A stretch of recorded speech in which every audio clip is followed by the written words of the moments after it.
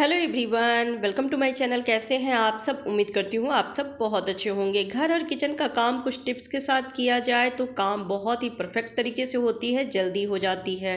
तो इससे समय की भी बचत होती है, साथ साथ पैसे की भी बचत होती है। तो चलिए, आज मैं कई सारे ऐसे टिप्स लेकर आई हूँ जो बहुत ही यूज़फुल है। तो प्लीज़ वीडियो को पूरा देखिएगा, अच्छी लगे तो लाइक एंड शेयर कर दीजिएगा। आज का पहला टिप्स है लौकी को लेकर। गर्मी के समय में लौकी बहुत लोगों को खाना पसंद है और खाना भी चाहिए, काफ़ी फ़ायदेमंद होती है।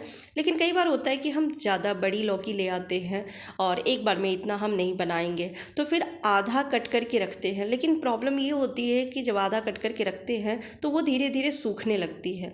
होता है कि हम अगले दिन ही नहीं बना सकते, क्योंकि एक ही सब्ज़ी बच्चे खाना पसंद नहीं करते हैं बार बार, तो उसको एक दो दिन के लिए छोड़ देते हैं, तो फ्रिज में रखने के बावजूद भी वो सूखने लगती है। तो ऐसा क्या करें जिससे कि लौकी सूखे नहीं, एकदम ताज़ी फ्रेश रहे? तो उसके लिए या तो आप ले लें एलुमिनियम फॉयल, और एलुमिनियम फॉयल से इसको रैप कर दें जहाँ से आपने कट किया है वहाँ पे, जिससे कि इसमें हवा नहीं लगेगी और ये सूखेगी नहीं। नहीं तो एक दूसरा टिप्स बता रही हूँ जो बहुत ही आसान है। आप ले लें थोड़ा सा सरसों का तेल। सरसों का तेल जहाँ पे आपने कट किया है वहाँ पे 1 या 2 ड्रॉप रख के और ऊपर से इसको लगा दें। इससे लगा के जब आप फ्रिज में रखेंगे तो ये बिल्कुल भी नहीं सूखेगी, एकदम ऐसी का ऐसे ही रहेगी। तो जब भी आप सब्ज़ी बनाएंगे, 1-2 दिन बाद भी अगर बनाने जाएंगे तो सब्ज़ी आपकी अच्छी बनेगी, यानी लौकी सूखेगी नहीं। तो ये बहुत ही बढ़िया ट्रिक है, ट्राई करके ज़रूर देखिएगा। लौकी से रिलेटेड एक और टिप्स यहाँ पर शेयर कर रही हूँ कि जब भी हम लौकी की सब्ज़ी बनाते हैं तो छिलका हटा के बनाते हैं।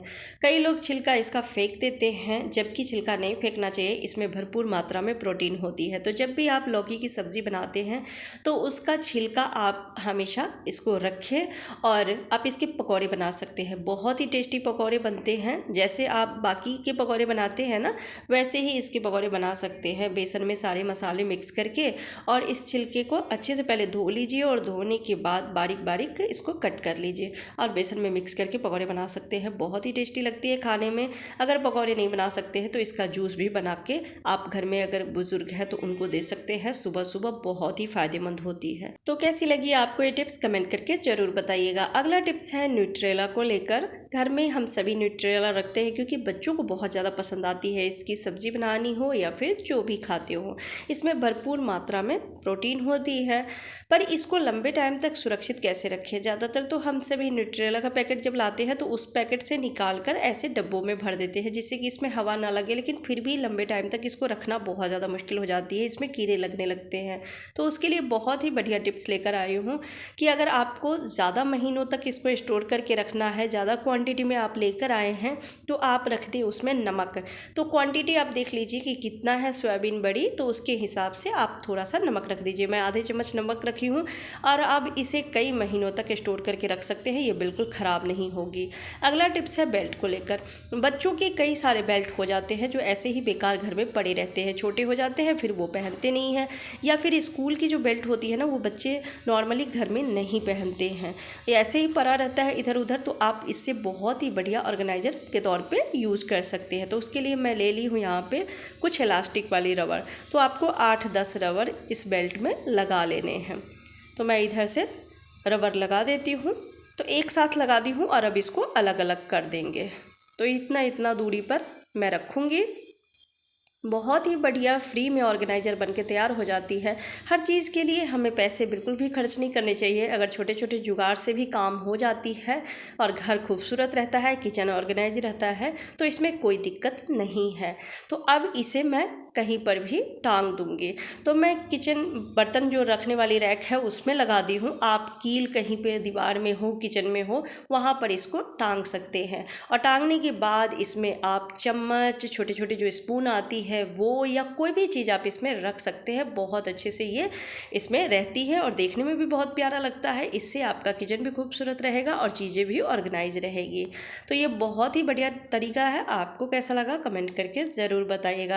फ्रिज में खाने पीने की सारी चीज़ें रखते हैं। कई बार ऐसा होता है कि फ्रिज से अजीब सी स्मेल आने लगती है, चाहे फ्रिज कितना भी साफ़ सुथरा क्यों ना हो।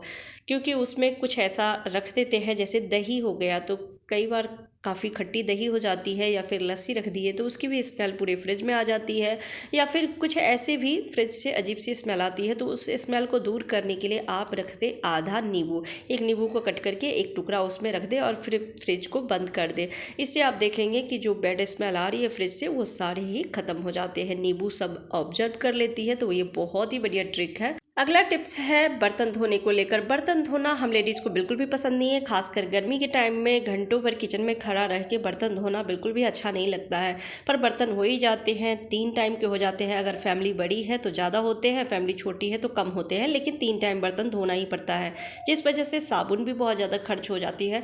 और बर्तन धोने का साबुन कुछ लापरवाही की वजह से भी बहुत ज़्यादा खर्च हो जाते हैं। तो आज मैं ऐसा टिप्स लेकर आई हूँ जो आप 5 रुपये के साबुन से पूरे महीने का बर्तन धो सकते हैं। अगर फैमिली छोटी है तो बड़ी है तो आपको ज़्यादा से ज़्यादा 10 रुपये का लगेगा। पर इस तरह से जब हम साबुन को रखते हैं तो ये बहुत जल्दी गल जाती है, क्योंकि जो स्क्रबर होते हैं, हम बर्तन धोने के बाद कितने भी अच्छे से निचोड़ के रखें लेकिन उसमें पानी रह ही जाती है, जिस वजह से धीरे धीरे साबुन गलने लगता है। फिर जब हम बर्तन धोते हैं तो खूब सारा पानी भी लगता है, इससे पानी की भी बर्बादी होती है। साथ साथ जब खूब सारा बर्तन में साबुन लगती है तो हमें टाइम भी लगता है उसको धोने में। उसके बावजूद भी एक सफ़ेद सी परत बर्तनों पे चिपक जाती है। आप देखेंगे हाथ से जब हल्का सा बर्तन को टच करेंगे तो देखेंगे उंगली पर भी सफ़ेद परत बढ़ जाती है। तो वो हमारी हेल्थ के लिए, हमारी फैमिली की हेल्थ के लिए बहुत बड़ा खतरा है। तो मैं बहुत ही बढ़िया ट्रिक लेकर आई हूँ जिससे कि बर्तन के साबुन बहुत कम खर्च होंगे, 5 रुपये में पूरा महीना निकल जाएगा और बीमारी से भी बचेंगे। घंटों भर बर्तन भी नहीं धोना पड़ेगा, पानी की भी बर्बादी नहीं होगी। तो उसके लिए आपको इस तरह से कद्दू क्रशर ले लेना है और साबुन को घिस लेना है। तो आप देख सकते हैं मैं कितना घिसी हूँ। ये 10 रुपये वाली साबुन है और 1/4 भी नहीं घिसी हूँ, बिल्कुल थोड़ा सा है। तो ये 2 चम्मच जितना मैं साबुन ली हूँ। आप चाहे तो ज़्यादा भी बना के रख सकते हैं, पर मैं 2 चम्मच जितना साबुन को घिस के रखी हूँ। और अब एक बाउल में 1 गिलास जितना पानी ली हूँ, उसमें आधी चम्मच नमक और आधे नींबू का जूस डाल दी हूँ।